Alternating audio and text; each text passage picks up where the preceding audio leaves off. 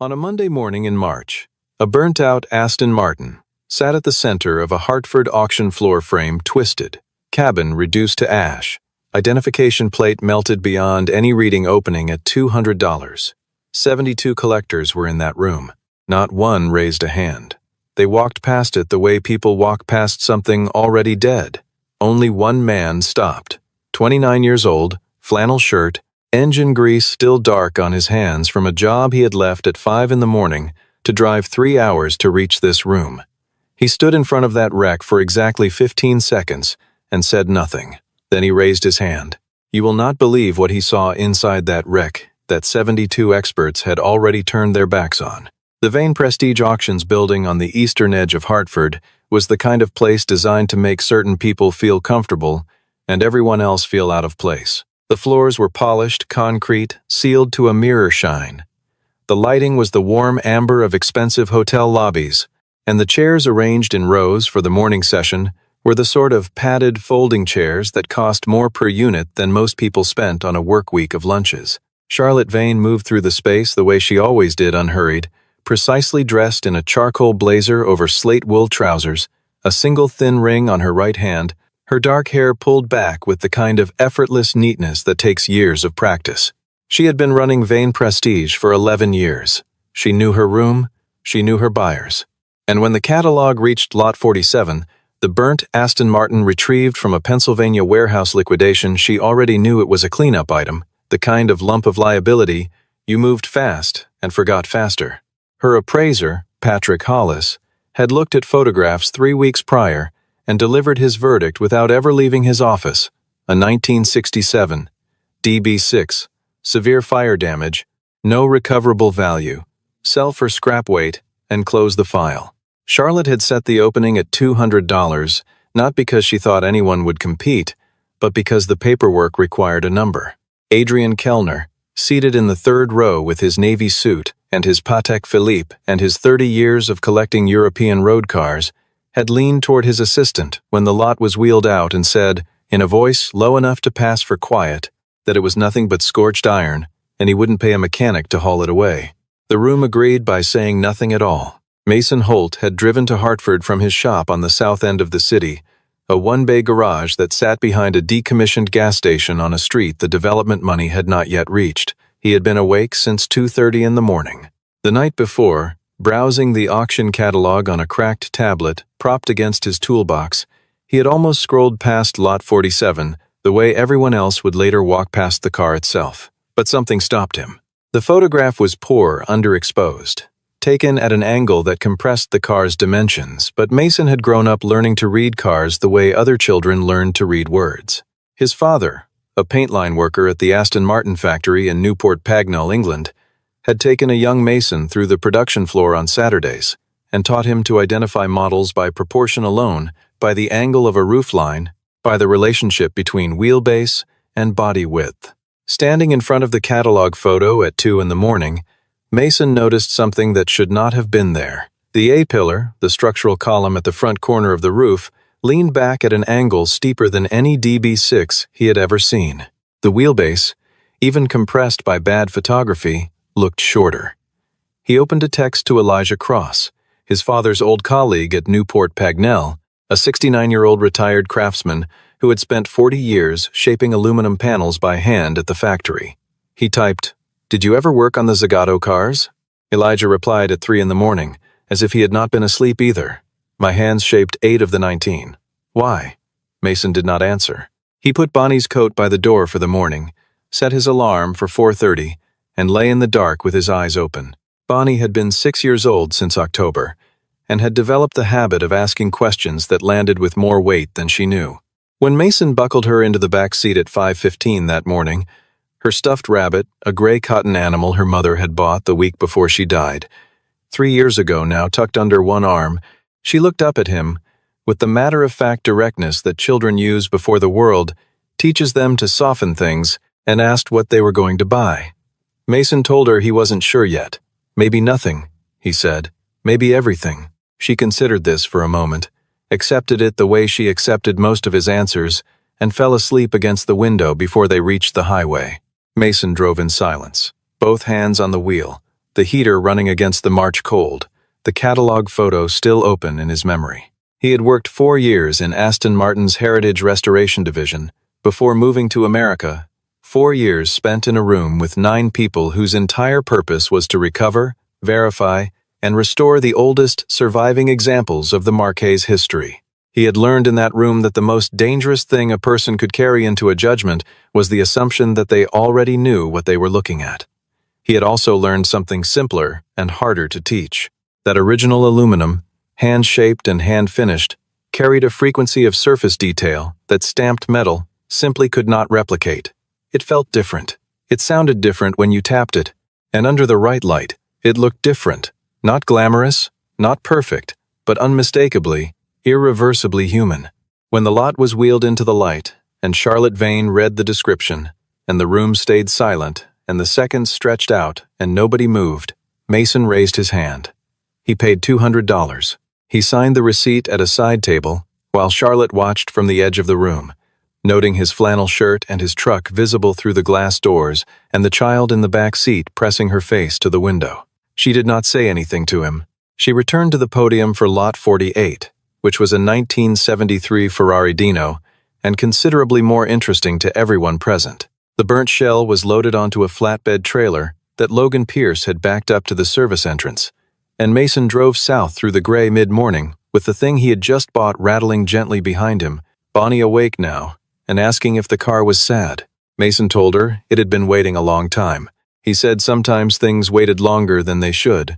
Bonnie pressed her rabbit against the window glass and looked back at the blackened shape on the trailer and said nothing more for the rest of the drive. The garage on the south end had fluorescent lights that Mason had replaced 2 years ago with 5,000 Kelvin halogen panels, not for atmosphere, but for accuracy.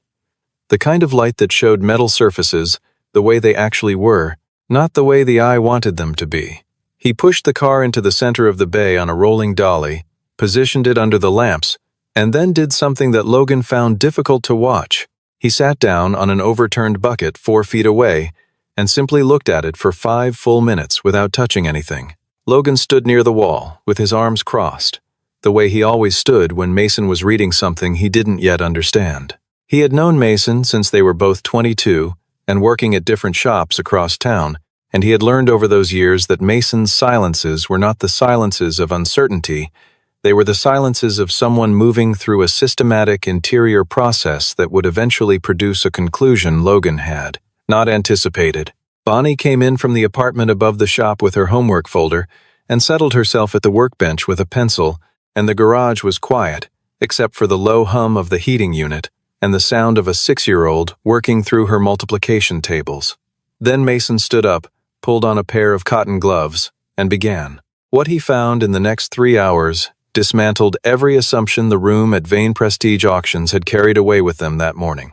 The first thing he measured was the wheelbase, the distance between the front and rear axle center lines, using a steel tape rule and a piece of chalk. The number he got was 2,362 millimeters. He measured it twice. A 1967 DB6 had a wheelbase of 2,490 millimeters. The difference was not the product of fire damage or structural deformation. The frame was intact. The number was the original number. It belonged to a shorter car. Specifically, it belonged to the DB4, Aston Martin's earlier platform, built between 1958 and 1963. He then took a single-blade scraper and removed a small section of ash from the rear quarter panel, working in a 3-inch square, going slowly. What appeared beneath the ash was aluminum, hand-formed aluminum, bearing the minute, evenly spaced dimple marks that indicated it had been shaped over a rounded form by a craftsman working a hammer in a rhythm so practiced it left a surface that looked machine-perfect from 3 feet away and entirely, beautifully handmade from 3 inches. He crouched at the front corner and studied the A-pillar in profile. It swept rearward at an angle no DB6 had ever used. It was the angle of the Zagato coachwork, the body style commissioned in very limited numbers from the Milanese coach builder Carrozzeria Zagato, applied to the DB4 GT platform for a handful of customers who wanted something lighter and stranger and faster than anything the standard catalog offered. He crawled under the car with a flashlight. The frame was a small section steel tube construction, not the wider pressed steel ladder of the DB6, but the narrow, elegant lattice of the original DB4 GT chassis. He came back out and stood very still for a moment. Then he moved to the firewall, the steel partition between the engine compartment and the cabin, and began removing carbon deposits with a fine brass brush, working in small circles, patient and methodical, until the brush found the edge of stamped characters pressed into the steel itself. He worked for 40 minutes. When he stepped back, what was visible on the firewall, partially obscured but legible to anyone who knew what they were looking for, was a sequence: DB4/GT/0180/LA, the chassis designation, the build specification, and the number 0180. 19 Aston Martin DB4 GT Zagatos were made between 1960 and 1963. Number 0180 was the designation of a car that had been documented at a racing event in 1962 and had not appeared in any verified registry since 1974. For 50 years, every person in the Aston Martin collector world who cared about such things had assumed it was either destroyed or buried so deep in private hands that it might as well be. Nobody had stopped to consider that it might be sitting in a warehouse in Pennsylvania, wearing 50 years of anonymity and 3 years of fire damage, waiting for someone to measure its wheelbase with a steel tape. Mason called Elijah Cross at 11 o'clock that night. In Coventry, it was 4 in the morning. Elijah picked up on the second ring. Mason said, "Do you remember chassis 0180? There was a silence on the line that lasted long enough for Mason to check that the call was still connected. Then he heard the old man breathe out slowly the particular exhale of someone setting something down that they had been carrying for a long time and say, very quietly, "God Almighty." The next 5 days were the kind of work that Mason had been trained for and had not done at this scale since leaving Newport Pagnell. He started at 5 every morning and finished when Bonnie fell asleep in the corner of the garage on a folding cot he had set up for exactly this purpose. Her rabbit on her chest, her homework done in pencil on the workbench. The disassembly was conservative. He was not rebuilding the car. He was uncovering it the way an archaeologist removes soil rather than excavates it. He used compressed air at low pressure, natural bristle brushes, and a proprietary aluminum-safe cleaning agent he had brought back from England 6 years ago and rationed carefully since. He did not use paint stripper. He did not use acids. He did not use anything that would alter or consume the surface record of the metal itself. He worked with the same deliberate quietness he used for everything that mattered. And when Logan arrived in the mornings, he found the garage already lit and Mason already crouched beside the car in the circle of a single work lamp, moving the brush in careful arcs no wider than his hand. Day by day, the car's actual shape emerged from the ash. The rear quarters, which had been protected from the worst of the engine compartment fire by the bulk of the cabin structure, came out in exceptional condition, the aluminum surface clean, the hand dimpling clearly visible, the Zagato-specific contour of the rear haunches unmistakable once the obscuring soot was removed. The hood was a more difficult story. The fire had started somewhere beneath it, and the heat had been most concentrated there, but even the distorted panels held, in their underlying structure, the evidence Mason needed. He was not looking for perfection. He was looking for origin. The engine block itself was beyond recovery, fused and cracked by extreme heat, but Mason did not need the engine to establish the car's identity. On the second day, while documenting the block before setting it aside, he found 2 digits still legible on the casting, in a protected recess 8 and 0, consistent with the last 2 characters of chassis 0180. He photographed them from 4 angles and said nothing to Logan, who was watching, until he had done the math twice in his head and was certain the position of the digits on the casting matched the Newport Pagnell numbering convention for the DB4 GT series. On the 3rd day, he conducted a video call with Elijah Cross, holding his phone camera to every surface detail the old man asked to see. Elijah directed him with the precision of someone who knew exactly what he was looking for and why. He asked Mason to go to the rear door sill on the passenger side and find the trailing edge. Elijah directed him to a specific raised contour there, a slight outward curve, subtle enough that a person who did not know it was there would not notice it, distinctive enough that the person who put it there would recognize it for the rest of his life. It served no aerodynamic or structural purpose. It existed because the craftsman who had beaten that panel into shape on a particular afternoon in 1961 had made a fraction of a millimeter decision with his hammer at the end of a long day, a small improvised adjustment that had become, by the time the panel was fitted, simply part of the car. Elijah said, in a voice that had gone very quiet. I put that there. My thumb was blistered that week from the day before. I remember because I thought about it every time I gripped the hammer for the next 3 days. Mason asked him if he was certain. Elijah said he was 69 years old, and his memory of his own hands was the one thing he had not lost. On the 5th day, Mason finished cleaning the firewall and confirmed the full chassis marking. That same night, he composed an email to Diana Ashworth, the director of the Aston Martin Heritage Trust at Newport Pagnell, attaching 47 photographs and a written account of every measurement, material analysis, and identifying detail he had documented over 5 days and 4 nights. He sent it at 2:14 in the morning. He then sat on the concrete floor of his garage, next to the slowly revealed body of the most significant surviving Aston Martin in the world, and ate a sandwich and thought about his father. Between day 5 and day 10, Mason also had to manage the paper.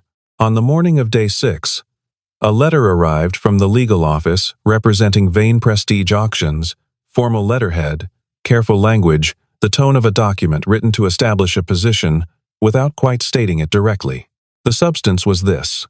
The lot had been sold under terms described as is, no provenance guaranteed, and if the vehicle turned out to carry a materially different identity than the one described in the catalog, Vane Prestige reserved the right to request a review of the transaction terms. The letter did not say the word fraud. It did not need to. Mason read it twice, put it in the drawer beneath his workbench, and went back to cleaning aluminum.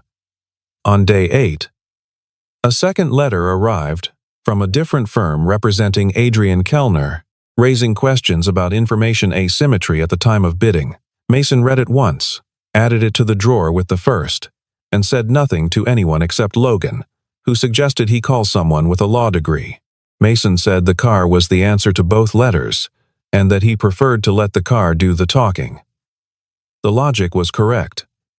He had paid the asking price under the same terms available to every person in that room. He had not come into possession of any information that was withheld from the other bidders. He had simply read what was there to be read by anyone willing to look.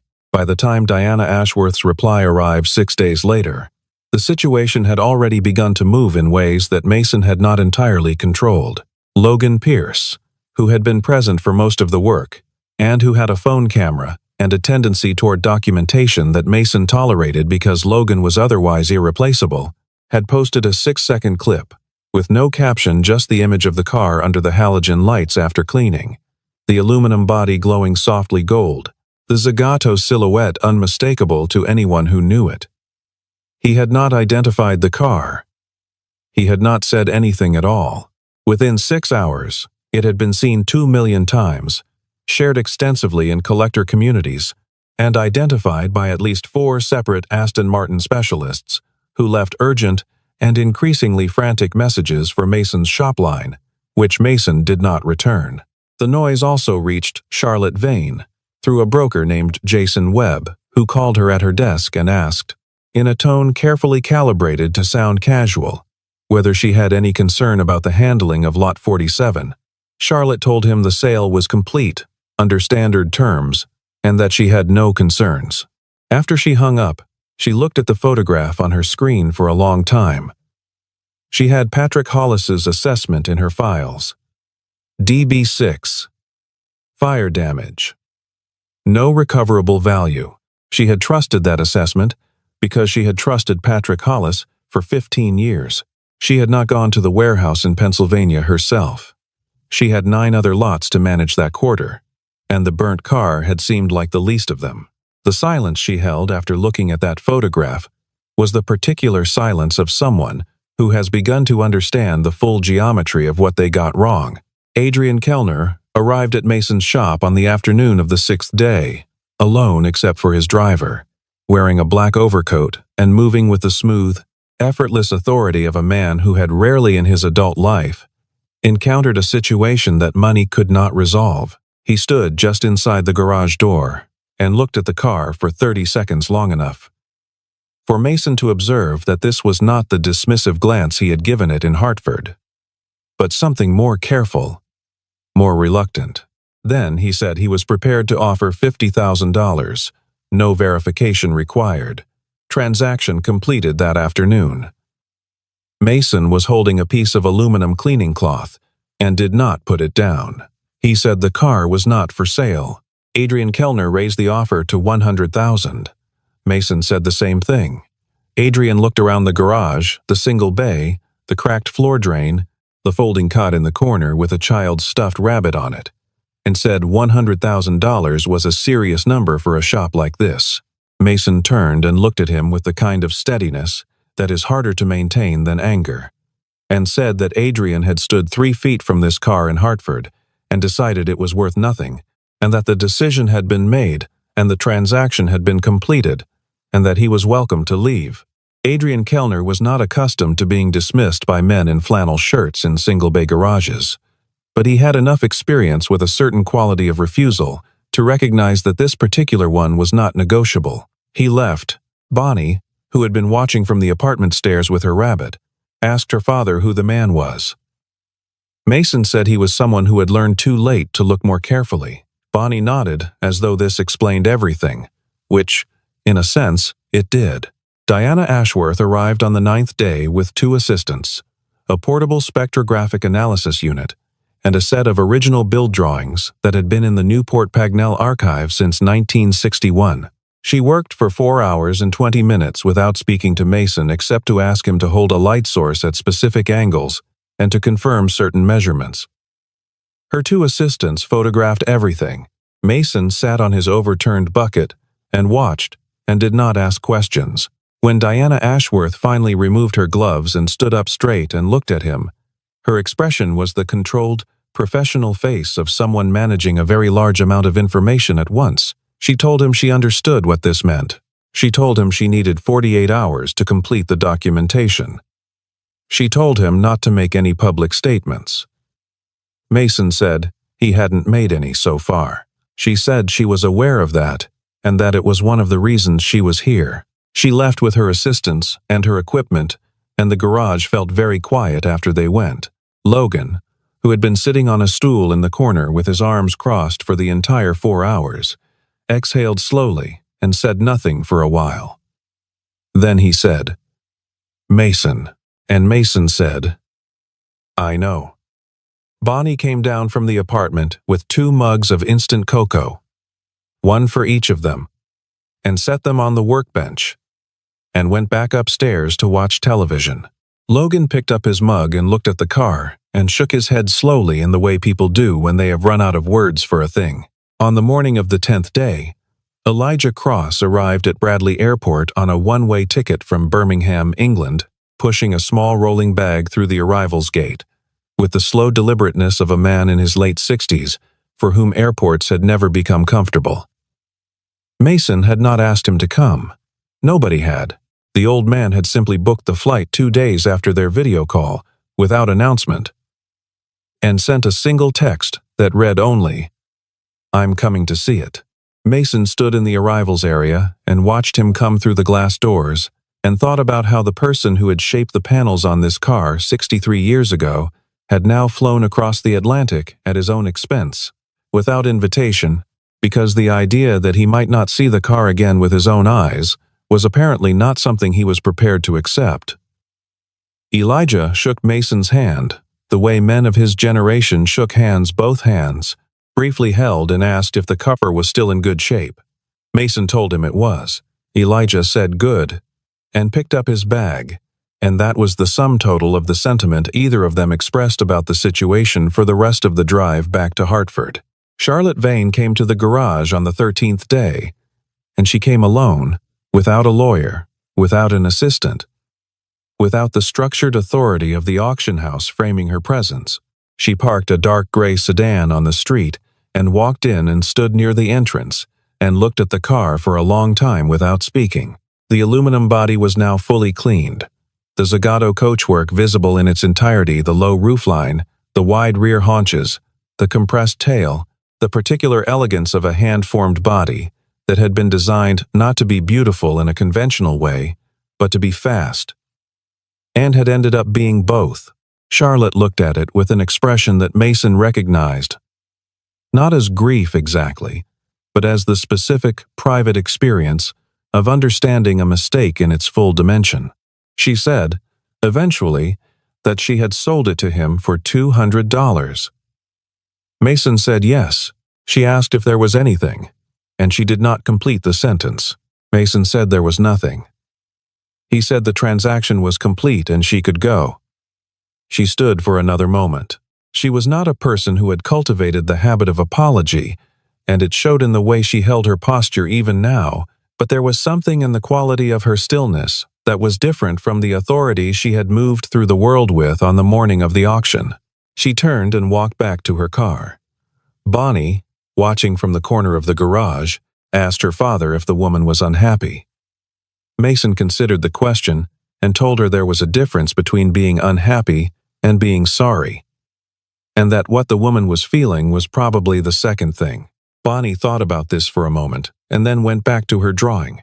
Diana Ashworth's certification arrived by email on the 11th day, 2 days after her visit. The subject line read, Aston Martin Heritage Trust Authentication Certificate. The document was 4 pages and contained the results of the spectrographic analysis, confirming that the aluminum alloy composition and surface finishing characteristics were consistent with Zagato coachwork, as documented in the 1961 production records, a comparison between physical measurements and the original Newport Pagnell build drawings, showing correspondence within acceptable tolerance on all 37 measured points, a transcribed and witnessed statement from Elijah Cross, attesting to his personal involvement in the fabrication of specific panels, and a formal conclusion from the Heritage Trust that the vehicle in question was, with a degree of certainty, the document described as unambiguous, the Aston Martin DB4 GT Zagato bearing chassis designation 0180, manufactured in 1961, one of 19 examples produced, and last documented in the official registry in 1974. It was the only one of the 19 whose ownership was currently unaccounted for in the living world. Mason read the document through twice at his kitchen table, with his coffee going cold beside him. Then he put his phone down and sat in the silence of his apartment for 20 minutes, and thought about a Saturday morning in 1999 when he was 12 years old, and his father had taken his hand on the production floor and pressed it against a curved aluminum panel, and told him to feel the difference between what a machine makes and what a person makes. He had felt it then. He had felt it again in this garage 14 days ago, at 11 o'clock at night, with the halogen lights burning and Bonnie asleep on her cot. He understood that those 2 moments were not separate. On the morning of the 14th day, Mason called Bonham's London. He did not call Vane Prestige Auctions. He did not call any of the brokers who had left messages. He called Bonham's because they had handled the last verified DB4 GT Zagato to reach the open market 12 years prior, and they had done it with the exactness and seriousness that a car of this standing required. The representative he spoke with had been given Mason's name by Diana Ashworth and was ready for the call. Mason sent the full Heritage Trust certification, along with his complete documentation package, while they were still on the phone. The representative was quiet for a moment after confirming receipt, and then told Mason that based on current market precedent for verified DB4 GT Zagatos, in comparable or lesser condition, a conservative auction estimate would open at $8 million, with the expectation that interest at the current level would drive the final figure considerably higher. Mason said he did not want to auction it. The representative asked him to clarify. Mason said he wanted to sell it directly, and he wanted to know who the most serious institutional buyer was for this specific car. The representative named 3 parties. Mason asked about the third, a private automotive museum in Scottsdale, Arizona, that had been systematically acquiring verified DB4 GT Zagatos for 11 years, and currently held 17 of the 19. Mason asked one question, Did the museum display their collection publicly, or was it a private holding? The representative confirmed it was a public institution, open to the public year-round, with educational programs for secondary schools and technical colleges. Mason said to make the call. The museum's acquisition director flew to Hartford on a direct flight the same afternoon. He arrived at the garage at 6:15 in the evening, wearing a pale linen jacket despite the March temperature, and he walked slowly around the car twice without touching it, and then he stood still and looked at the firewall for a long time. He was not performing expertise, he simply knew what he was seeing and was allowing himself to see it fully. He told Mason they would pay $10 million, bank transfer within 72 hours, car to be transported under full insurance to Scottsdale within 30 days. Mason said he had one condition. The director asked what it was. Mason said the information panel beside the car in the museum must carry, prominently and permanently, the name of the craftsman who shaped the body panels: Elijah Cross, Newport Pagnell, 1961. The director looked at Mason for a moment, then said, "Of course." Mason shook his hand. Logan, who had been standing near the wall, with his arms crossed for the entirety of the conversation, let out a long breath and looked at the floor. The director left to call his board.